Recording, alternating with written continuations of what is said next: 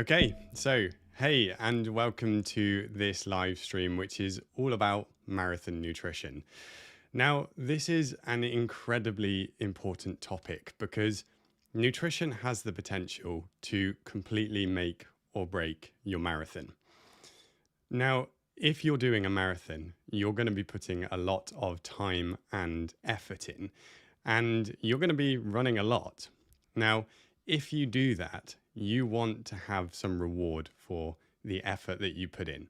You're going to be running at times where you don't really want to, and you're probably going to be prioritizing your running above other things which you might want to do.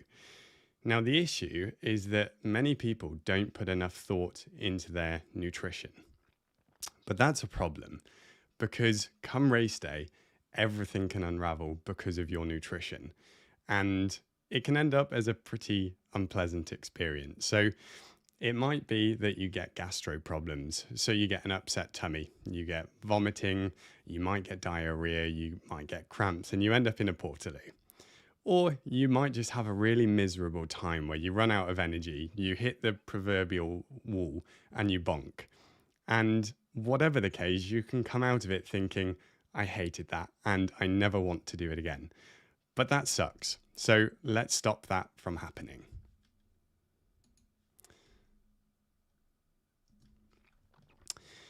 So, the themes that we're going to cover today, what I've done is split them up into before, during, after, and then we've got some miscellaneous ones as well.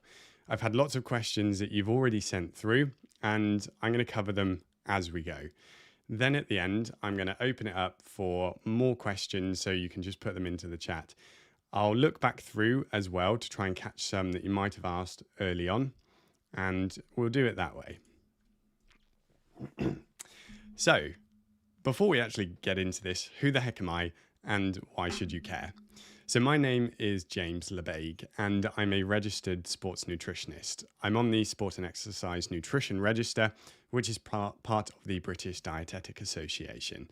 I work with amateur and professional endurance athletes, and I also work in general practice or family medicine as an advanced clinical practitioner. So I have a role very similar to a family doctor. Now I do one-on-one coaching and I help everyone and anyone, and that's from people doing their first 10K or their first half marathon, all the way up to elites racing internationally and looking for podium positions. And I also do this YouTube thing, and I genuinely love it because I get to help people like you, and I get comments like these, and it's honestly so fulfilling to be able to make this difference. So I hope by the end of this Q&A, I can make a difference for you with your marathon running. So this is the first main topic which we're going to cover. So it's carb loading. And I love to talk about this one because it's so important and it can make such a huge difference to your marathon. But a lot of people underestimate it or they don't understand it, and so they don't bother. Now, there were a few people who asked about carb loading and also suggested some of the foods that they might eat for carb loading. And we'll go through that. To start with, what is the point of carb loading? Because to be able to do it, we want to know why. We want to know what it's actually going to do. Now, it can improve your performance by 2 to 3%. Now, that might not actually sound like that much, but when you put that into the context of a marathon, so over 3 hours, 4 hours, 5 hours, whatever your marathon time is, that's actually really significant. And that could easily be the time that it takes to hit your personal best or qualify for another race. So it's so important. And when you do it right, it's so easy to do. The aim of carb loading is to maximize your glycogen stores. Now, glycogen is your body's stored form of carbohydrates, and by carb loading, you maximize those stores. Now, this is going to reduce the risk of you bonking or hitting the wall later on in the race. So if you've ever heard about people doing that, that's where they're getting to such a critically low level of their glycogen stores that their body is noticing it, and their body is saying, something's not right, I don't have enough energy stores, or if I keep going like this, I'm going to completely run out. If that happens, technically you would go into a coma and bad things would happen from there. But your body will notice this. And when you're running a marathon, what will happen is you'll just get slower. You'll start feeling awful and you'll have to drop off your pace significantly and you'll probably end up walking. That's what's happening when you're bonking or hitting the wall, and you're dropping low on these carbohydrates. And carbohydrate loading is one of the ways to prevent that. Now, there are some rules to follow with carb loading and the main points, and it's these. So ideally you want to start about 36 hours before your race. Now, you'll see lots of different things online. Some will suggest 24 hours, some will suggest 72, some might even suggest a week. You don't need to do a week, absolutely. And there is some good research to suggest that you can actually do it 24 hours. So in 24 hours. So if you do a proper carb loading plan, with 24 hours before your marathon start should be sufficient. Now, I typically recommend 36 hours because it gives you some leeway. It means you've got more time to eat more carbohydrates. And it also means that if you, for example, go for a light, easy jog, or you do some activity work, you go walking to the race village, you've just got that extra little buffer. So that's normally what I suggest. Now, you have to eat a lot. 8 to 10 grams of carbohydrates per kilogram of body weight. So to put that in context, for a 70 kilo athlete, that's about 700 grams of carbohydrates.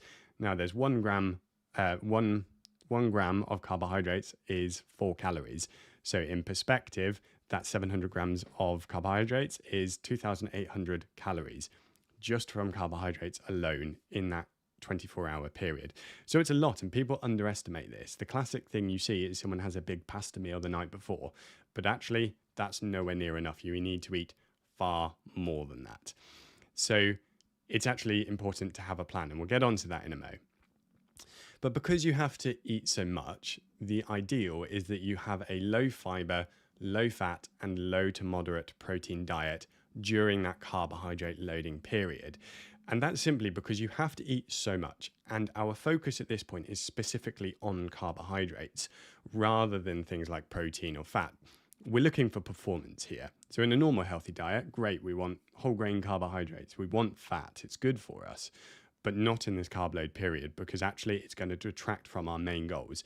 And normally what happens is if you include those, you're going to feel even more full. You're going to feel bloated and it's not going to go that well. So that's why we want to transition to this lower fiber, lower fat, lower protein diet. Ideally, you do want to focus on the white varieties. So normally, I don't suggest this in day-to-day life. If you can help it, you go for whole grain carbohydrates. But because we want to reduce those other nutrients, which aren't really that helpful, white varieties are best. And it's also really useful because you're trying to consume so much and you want easy to digest things, then you go for sports drinks and sports products as well, because they typically will have no protein, no fiber, no fat, and it's just pure simple carbohydrates. So it's really useful.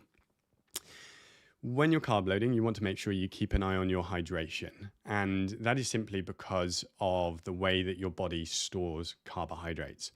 So when you store a 1 gram of carbohydrates or glycogen, you store 3 grams of water, which means if you're eating more carbohydrates than usual, or you might eat on a typical day, you're going to be storing more water. That is just a normal physiological mechanism. If you're not countering that by drinking more fluid, then in relative terms, you'll end up getting dehydrated. So you need to focus on your hydration during that carb load period. And we'll get into this a little bit more with hydration when I go over that, but I typically suggest having some electrolyte drinks with your water in that carb load period. Finally, I would always suggest following a carb load plan. As I've mentioned, you have to consume a heck of a lot. And typically, if someone just kind of eats a little bit more, so they have a slightly bigger breakfast, they have a slightly bigger lunch, they have some more pasta at dinner, yes, they will have eaten more carbohydrates, but nowhere near that required amount, which is why you want to have a plan. So you could use a calorie counting app to plan your day out and plan out your meals. You could also download my one. It's free. You can go to my website and download it, and you can adjust it for whatever works for you. But have a plan, because it makes it so much easier. It also means you can buy everything in advance as well. Finally, I've just put at the bottom there to make sure you reduce fiber 3 days out from your race. Fiber takes longer to digest. It sticks around in your gut. So you want to transition to this low fiber period, just because it is going to reduce the risk of that still being in your gut come the day of your marathon, which is then going to reduce the risk of gastrointestinal symptoms. Someone asked this question, so to answer it specifically, so do you need to carb load for a marathon if it's a training run? The answer is you could go slightly less, so you might not have to carbohydrate load to the max, but that is if it's genuinely slower and genuinely easier. Two things to say here. Firstly is that most people get their intensities wrong. So what they say is an easy run probably isn't, and actually it's harder than they think, so their carbohydrate needs are going to be higher. But secondly, even an easy training run, a marathon is no mean feat. So it's hard, and you're going to still be working relatively hard, especially over that duration, because even when you're going easy, you're using a significant proportion of carbohydrates for it. So I would still recommend carbohydrate loading if you're going to be doing a marathon, regardless of whether it's training or racing.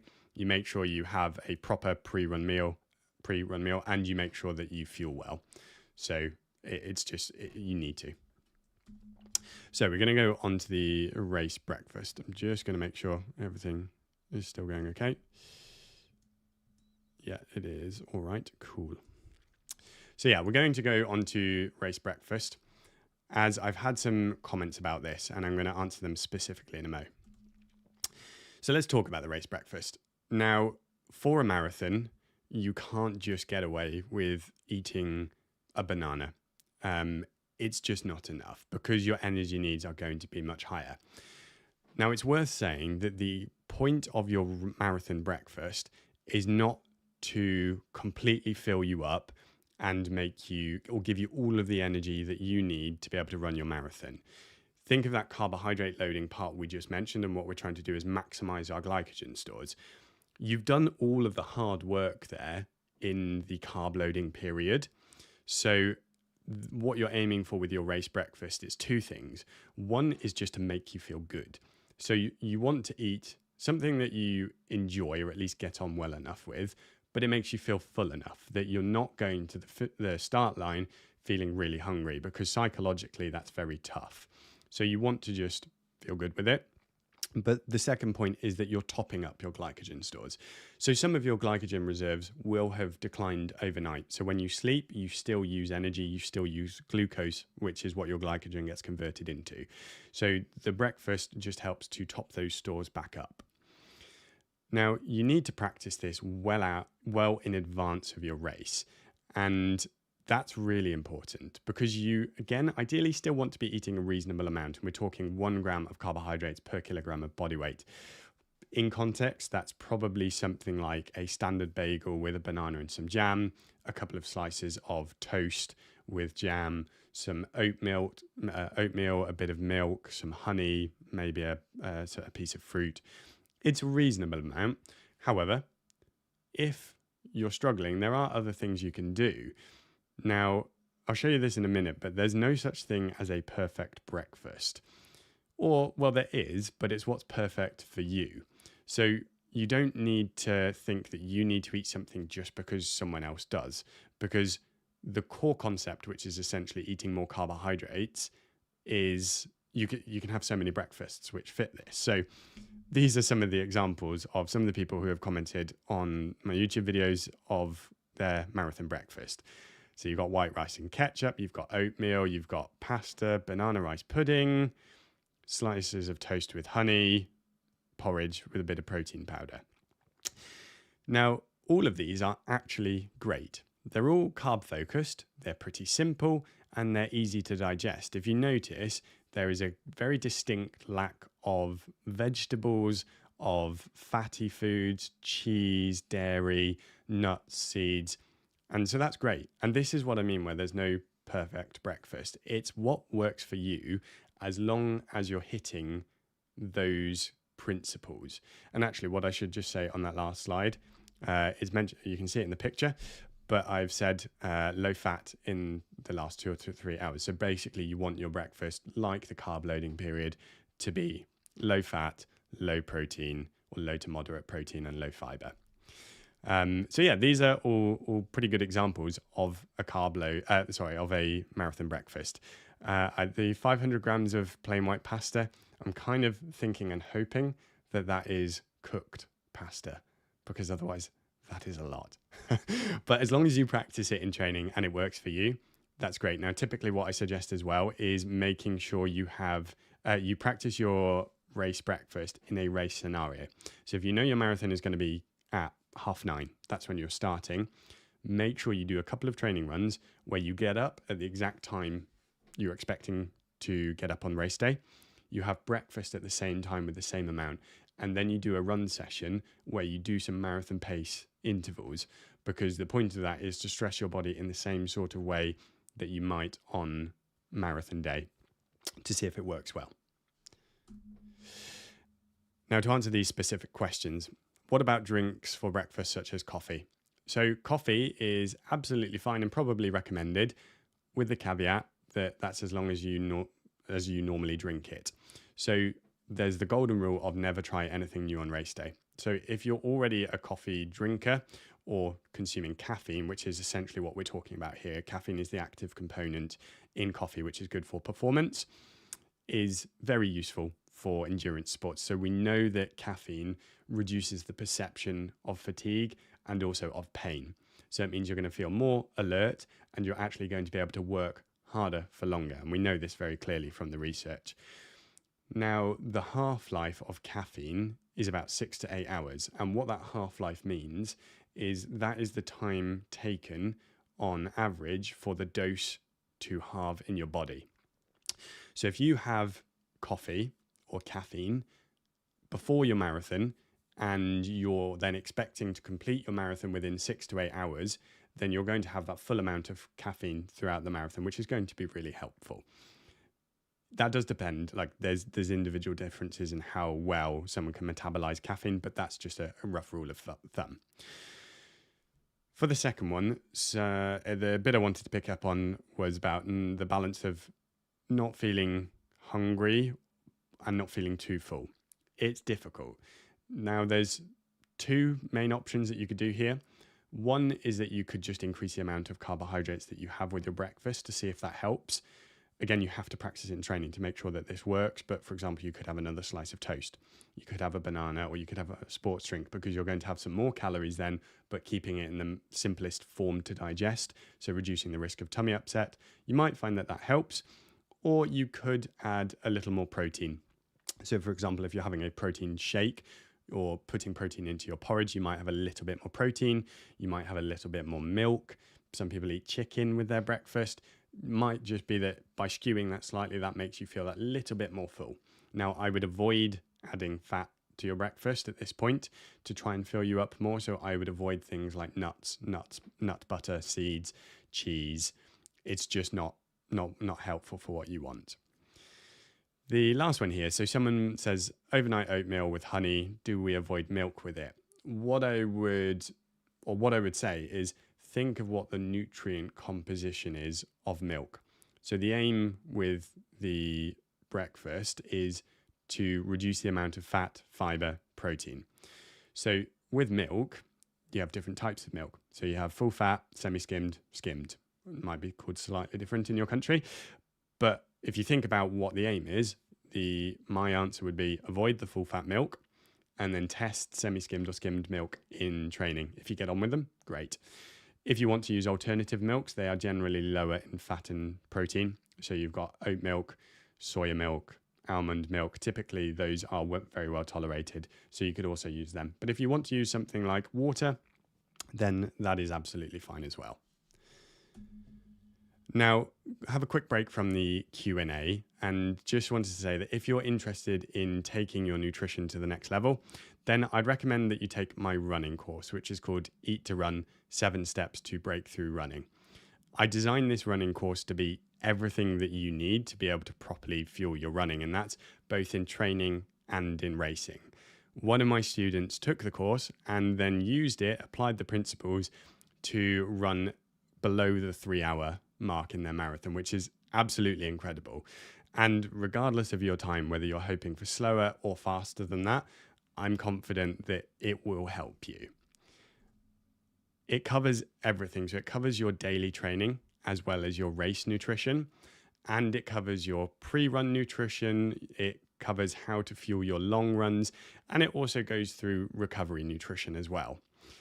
If you buy now, you will also get the 5 downloadable bonus templates. So I've created a race plan for you, a sweat tracker template. You've got a daily diet optimizer, a nutrition comparison tool for sports products, and a gastro troubleshooter guide. So you can type that URL in if you want, or you can click the link in the video description. If you use the code YouTube at checkout, then you get 15% off, and this is available for the next 2 weeks. If you use that, I really hope you find it useful, and I am confident that you will. All right, so let's move on, and we're going to talk about hydration. And I put this up on my YouTube channel a couple of months ago now, and the question was, if your goal time for the marathon is under 4 hours, how important is it to drink fluid during the run? Now, as you can see, most of you went for essential. You need an exact plan with the fluid amounts and sodium. Now, that's not necessarily true, and I'll go into this a little bit more. So, when we talk about hydration during a marathon, there are 2 questions really to ask. Is it necessary, and is it possible? Now, whether or not it's necessary is quite an individual thing here, because there's no golden rule, because it depends on the climate that you're running in, it depends on how hydrated you are beforehand, and also how long you're expecting to run the marathon in. Essentially, the hotter it is and the longer you're running for, the more important hydration becomes. But then the question is it possible? Because keeping hydrated while running is really difficult. It's nowhere near as easy as, for example, cycling, or if you're doing a low impact activity. Running is difficult. On top of that, event organizers may only put out water, or they might put an electrolyte drink out that you don't like. So you might not actually be able to use the on-course nutrition. So that throws up that question of, is it possible? Now, these are my rough guidelines for hydration during a marathon. So if you're running it or planning to run it in under 4 hours, then I would suggest taking between 300 to 600 milliliters of water per hour. Now, for context, if you're going through one of the water stations and they've got the little polystyrene or whatever they are now, probably not polystyrene, hopefully far more environmentally friendly, cardboard, that's probably what it is, one of those cups, then on average, they probably have 100 to 200 milliliters of water in, so 150 mils.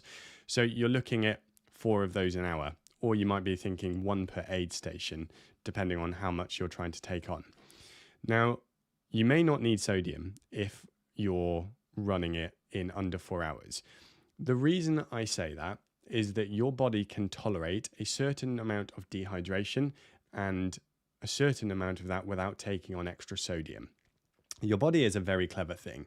It knows when it's starting to get dehydrated, and it will try and preserve water, and it will also try and preserve sodium. So you can tolerate a certain amount of it, and it's never realistic within a marathon to try and stay completely hydrated. You're never going to be able to drink enough to be able to match what you're sweating out or what you're losing. So really what we're trying to do is just mitigate that loss. Now, if you're running it over 4 hours, then it becomes more important, just simply because you're going to be doing it for longer, you're going to sweat more, the effects start building up over time. So ideally, you want to be drinking slightly more.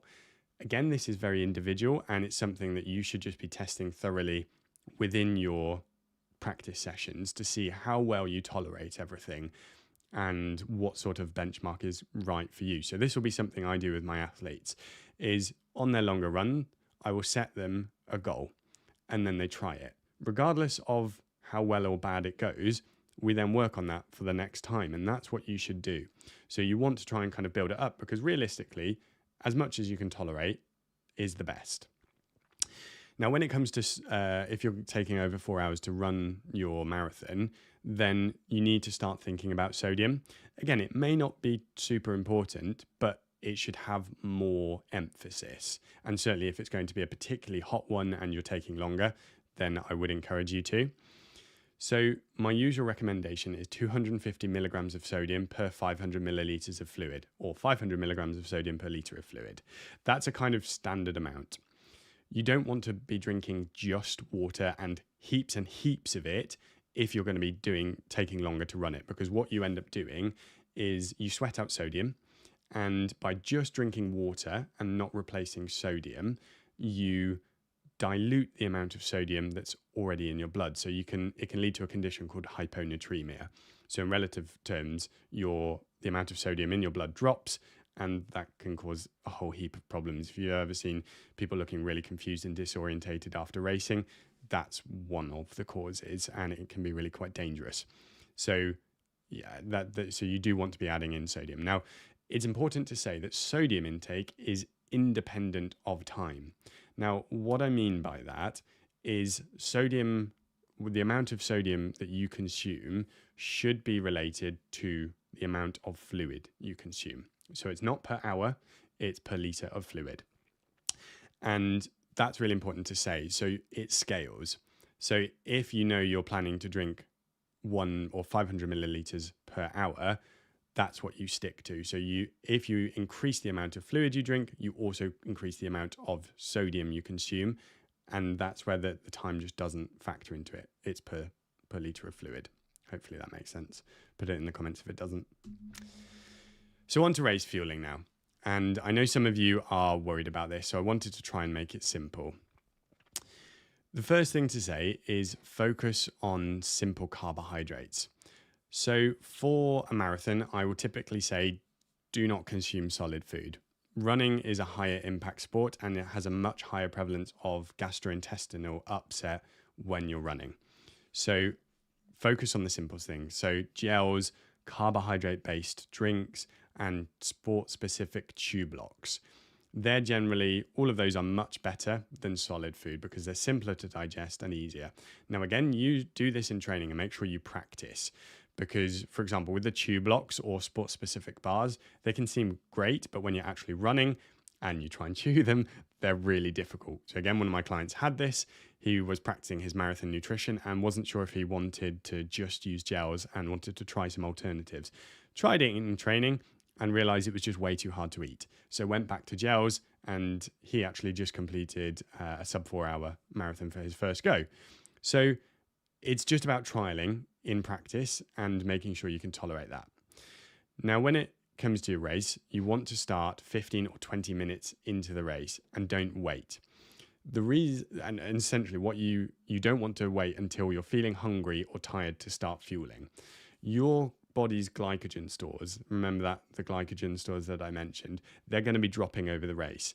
Now, you want to just try and keep those as high as possible, because once you get to that critical threshold, that's pretty much your race done. So you want to stay above that for as long as you can, or the whole race. So make a plan and make an actual nutrition plan of when you're going to consume your nutrition, at what point, and stick to it religiously. The minimum amount of carbohydrates you should consume over your marathon is 50 grams of carbohydrates per hour, up to about 80 grams of carbohydrates per hour. The likelihood is you'll be somewhere in that range, but you do want to be getting to at least 50 grams because that's the amount you're going to need to try and keep your body well fueled during the marathon. And anything lower than that is going to be really hard. Now, if you're not sure how many carbohydrates you might be consuming, just look at the label, and I've put it up on the screen here. So if you look at the calories, you'll see how many total calories, and then you scroll down to, look at total carbohydrates, 25 grams. You'll see a similar label on any sports nutrition package. So for example, if you were using a gel that was like this, then that would be 2 of those gels per hour. So for your minimum amount, because it's 25 grams of carbohydrates, so you want to get to 50, 2 per hour. So you might take one every 30 minutes, and that would get you to it. So create a spreadsheet and actually plan it out, work out how many carbohydrates you're going to have, and then practice them in training. On to recovery fueling then. And someone asked this question. So they'll be racing a marathon in the US today, I guess. And a comment on recovery nutrition, specifically macros, micros, and how to keep inflammation manageable instead of using NSAIDs. So this is a fantastic question. The really easy way to do this is to talk about the 4 R's, and this is your 4 R's of recovery. It makes it very simple because these are the only things you really need to focus on in the initial recovery phase. And we're talking immediately, but also the first 24 hours or so. So 1 gram firstly, there's refuel. And this is specifically focusing on carbohydrates, because that's what gets used up as your main energy source. You want to replenish your body's store of glycogen stores as quick as possible, because 1, it's going to make you feel heaps better, but 2, it's also going to start that recovery process. So in the immediate post-marathon meal, drink, whatever you have, you want 1 gram of carbohydrates per kilogram of body weight. So again, for a 70 kilo person, this is going to be 70 grams of carbohydrates. Repair specifically deals with protein. So you're going to smash your muscles to bits when you run a marathon, and they are going to hurt. And what's happening is you're damaging your muscles on a micro level, and you want to start repairing that. Now, protein is essentially the dietary nutrient that gives you the building blocks to help repair that muscle tissue. And again, you want to focus on this immediately. As a very minimum, 20 grams of protein in the post-marathon initial meal. And I would then say similar in every meal after that. And I'll talk about ways you can do this. Rehydrate. So that's the 3rd R. And this might sound a little bit aggressive with the 500 milliliters per hour with the 250 milligrams of sodium, but it's really important because if you go back to the hydration side of things, remember that it's not possible to properly hydrate during a marathon. You just can't do it. So what you're doing then is trying to recover that afterwards and essentially make up that hydration. So most people, 500 milliliters of fluid per hour as a minimum with sodium. So you can use electrolyte or sodium capsules. You can use sport-specific electrolyte tablets, which might like the effervescent ones that dissolve. Those can be really useful. And basically, I would put those in your marathon bag to have as soon as you've finished. And then, for example, if you're going to be going out with friends, going for a meal, hanging around the race village, it means you've got them with you and you can just keep up with your hydration. And you want to be doing that for 4 to 6 hours after your marathon finishes and until your urine is essentially straw or clear. And then you know you're in a pretty good area. Rest is the final R. Now, it's not necessarily nutrition based, but it's really important to just say a marathon is hard. So make sure you do give your body the time to recover. And this isn't just physically, it's mentally too. So it really takes it out of you. So you need to make sure that you give your body adequate time to rest, repair, and actually that's going to do you far better in the long run than trying to get back to training early. As far as supplements go, there is some evidence that tart cherry may be beneficial, but there isn't heaps and heaps, and not specifically to running either. Again, there's a little bit. Now, tart cherry, it requires a loading dose. So you have to do this in the kind of 3 days before your event and in the 24, 48 hours afterwards as well. You can get supplements that concentrate this cherry juice, and that can be useful, or you can have fresh cherries as well. There's not loads basically other than doing these basic things. Now, my view is that you should avoid NSAIDs. So for those of you who don't know, NSAIDs are non-steroidal anti-inflammatories. So things like ibuprofen, naproxen, diclofenac, those are the common ones. So the reason I suggest not to, yes, they do reduce inflammation, but they also can have significant side effects. So they can increase the risk of gastrointestinal bleeds, so bleeds from your tummy, essentially, because of the mechanism that they interfere with. And they can put pressure or strain onto your kidneys, again, because they mess with the process with your kidneys. So your kidneys are already going to have done quite a lot of work because you will have been dehydrated. You add in NSAIDs to that, and it's kind of a recipe for disaster. I would definitely avoid them. There are also some links to cardiovascular issues as well. Essentially, do the basics right here and try not to take any medication for it because it's just not worth it. this is, I've kind of included these because they kind of correlate, but my favorite to have as a post-race meal or drink to help you start recovery is a shake. So you can make your own one that has at least those 20 grams of protein and 1 gram of carbs per kilo of body weight. To get there, you might use a recipe like this. So 30 to 50 grams of oats, a banana, honey, whey protein powder if you want it, and some semi-skimmed milk, that and 1 gram of table salt. That should easily get you to those amounts, and that will really, really, really help your recovery. Now, I had a client who was struggling with their recovery after racing, and they'd been involved in professional sport, really struggled, couldn't eat afterwards, felt absolutely gross. Got them to start doing this as a recovery drink, and it made an absolute world of difference. So they felt great after racing. They felt like they could eat again shortly afterwards, and they didn't feel awful in the next day. So it can make such a huge difference. Now, in relation to this comment here as well, which was the question about kind of what to eat after long runs, try something like this if you haven't already, because what you want to do is make it simple for you to start that recovery process, and having something prepared is a really good way of doing that. So if you make this up, make it in advance so that you come back from your run. If you then go and stretch, you have some downtime, you just have this. You don't think about it, you just get it down you.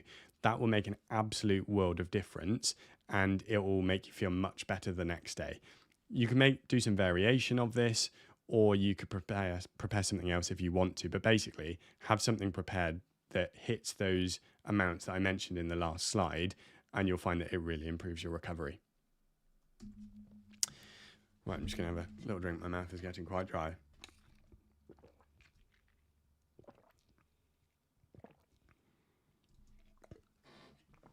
Right. So let's talk about weight management, because this is really important, and this was a really good question. I'll kind of give my vague thoughts on this as a broad topic, because there's not one easy answer, and it is situational. The most important thing, in my opinion, is to train for weight loss and not for performance. And this is a really, really important mindset shift. So my personal opinion is that you shouldn't be trying to lose weight during hard training blocks. And when you're trying to lose weight, that should be the specific goal that you're going for. So you shouldn't be trying to go for personal bests, and you shouldn't be trying to kind of really push performance. Now, that doesn't mean that you can't do it. It doesn't mean that you won't hit personal bests either. But it's just about changing the priority from performance to weight loss. Because if you do weight loss properly, if you need to do it, and if that is a correct goal for you, the performance will come. That's natural, because you'll be at a lighter weight and you'll be fueling things well once you get to that point. So it comes.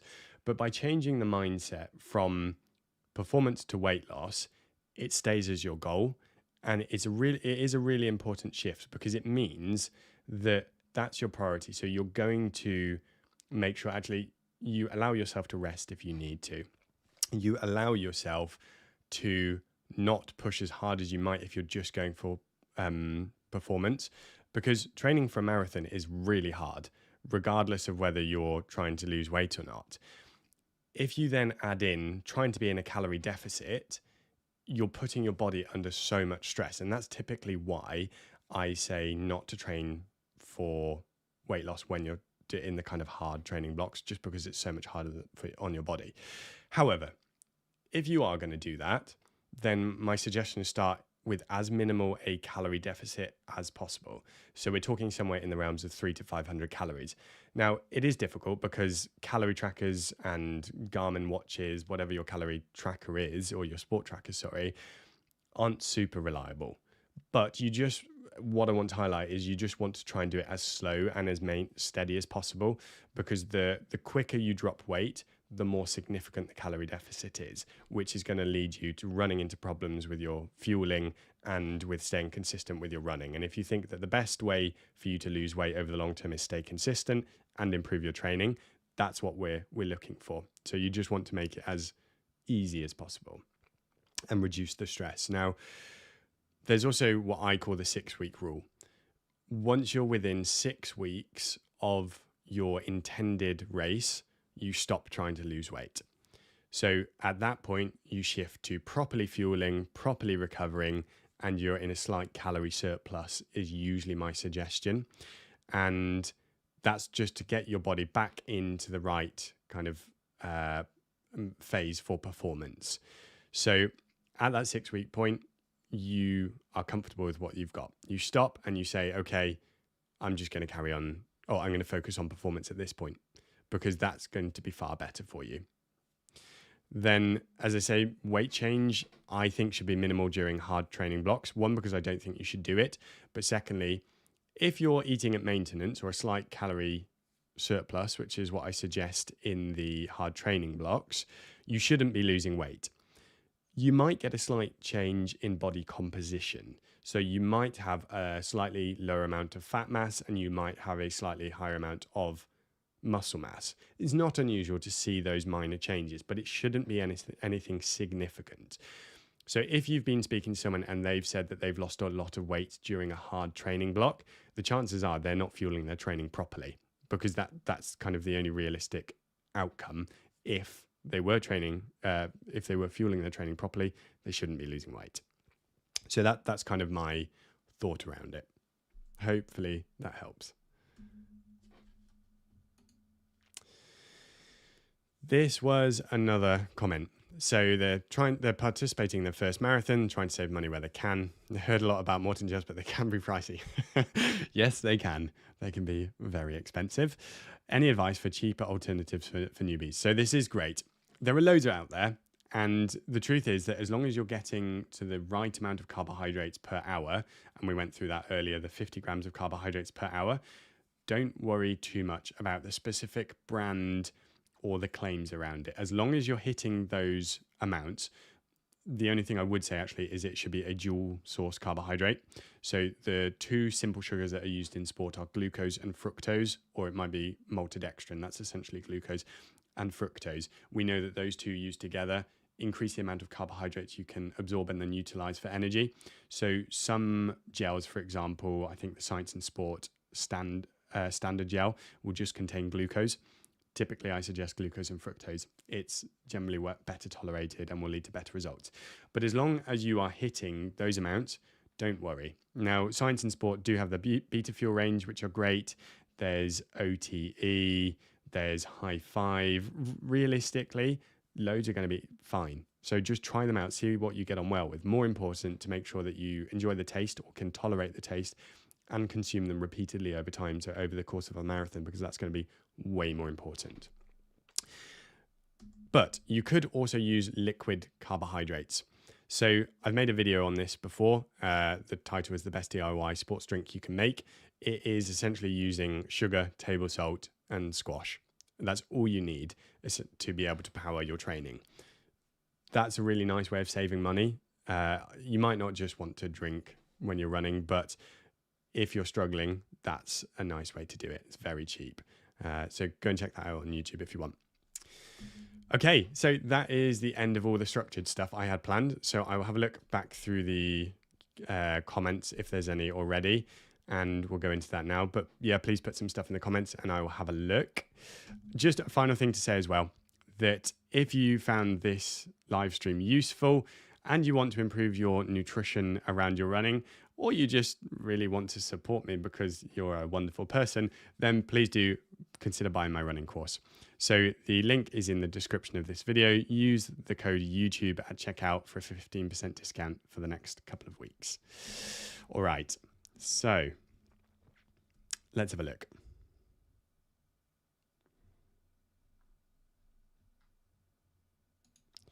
Let's just open this up.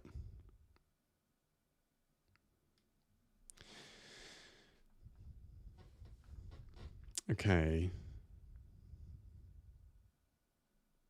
So someone said about gastric sleeve patient, put me on a low carb, high protein diet when I did my first 10K and 10 miles.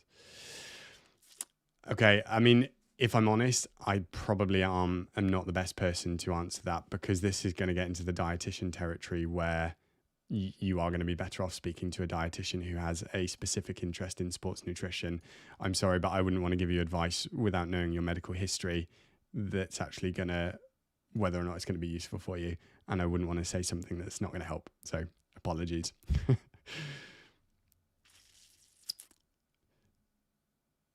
Okay, someone says, a question for later. Do I really need to train my gut to consume a particular brand or gel for a marathon? Or is it enough to try it out once or twice in the long run to make sure it works for you? Amazing question. Yes and no. So I would suggest you do it in training and try it on your long runs, but you also have to make sure you try it on long runs where you are stressing yourself to a similar sort of intensity as your marathon. Because it's only under that proper load, under that proper stress, that you're going to find out whether it works for you or not. So you need to, essentially do longer intervals and see how you get on. If at that point it's okay, then fine. The thing is, some brands will have, or they'll all have different ingredients, and people will react differently to different ingredients and gels. So my advice is to thoroughly practice it in training and don't leave it till race day, because you can get some pretty unpleasant surprises if that's the case. Okay, next one.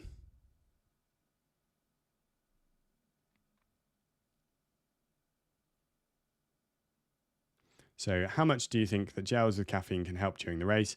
I tend to alternate it with caffeine-free ones to avoid reaching the daily limit anyways, but not sure if it actually makes any difference. So caffeine is really good. So I mentioned it earlier, caffeine is definitely worth taking. Now, in terms of the amount of caffeine to consume, the current guidance is 1 to 3 milligrams of caffeine per kilogram of body weight. So we'll use the 70 kilo example again. That means to get the effective dose, and this is what we know from the studies which look at using caffeine in sports-specific context, you have to consume anywhere between 70 to 210 milligrams of caffeine. So you can absolutely use them in a marathon. Typically, if you're going to use them, then somewhere around the halfway mark is really good, because by the time you've absorbed and metabolized that caffeine and actually you start getting the benefits, you're then going to be towards the final part of your marathon, which is where it's going to really help. So definitely worth doing. And then Jonathan said, what about beets? I've been eating cooked beets before long runs. So so beets, the active ingredient in beets, which when it comes to performance, is nitrates. And there is some performance benefit from them. There's not heaps and heaps, but it can be useful. So again, you can. I think in terms of how much different it's going to make over a marathon, might be negligible, but if you tolerate them, absolutely fine. So yeah, you can do. Is a chew block different from wine gums? Yes. So chew blocks, when I say chew blocks, I'm talking sports-specific chew blocks. So there are a load of companies that have chews out there. So Science and Sport have a chew bar. Precision Fuel and Hydration have a chew bar. Cliff do. They are essentially similar to a gel, but they're somewhere between a gel and a solid bar. And they are essentially just carbohydrates. Now, it's a similar principle for wine gums, but the problem with wine gums is you'll have to eat quite a lot of them to get to the same amount. The chew blocks would tend to have a concentrated amount of carbohydrates in them, which means they are far better than wine gums, because if you taking a whole packet of wine gums, or maybe even more over the course of a marathon, is quite a lot. Whereas if you use chew blocks, because they're a concentrated amount, you'll be able to carry more, which means you'll be able to hit those carbohydrate amounts. Someone said, sorry I'm late. My toddler didn't understand when I said, hopefully you haven't heard my little one. I think they've been okay. So a question regarding carbo loading. Does also an above average intake of carbs mean that you will be heavier in terms of body weight due to water retention and thus leading to a potentially slower pace? Amazing question. Yes, you will be slightly heavier. Definitely true. But over the course of the marathon, that is going to negate itself by the performance gains that you get. So we know categorically that the performance gains you get from carbohydrate loading will outweigh, excuse the pun, the negative benefits of being a slightly heavier weight. So it's worth doing. Thoughts on taking a gel before the start of the race? Yeah, absolutely. If you have done it in training and you get on okay with it, no problem at all. Typically say about 15 to 20 minutes before the race, have a gel. Is useful. It helps to top your carbohydrate stores back up and it gets your carbohydrate metabolism going. So yeah, worth doing if you're able to. Awesome. I think that is everything then. So I hope that was useful for you. I hope you got lots of helpful information. If you have any questions, you can put them in the comments section, or you can give me an email at james@nutritiontriathlon.com. But yeah, fingers crossed. I hope it was really useful for you. I'd love to hear if you've got any marathons coming up, how you get on. So have fun running. See you next time.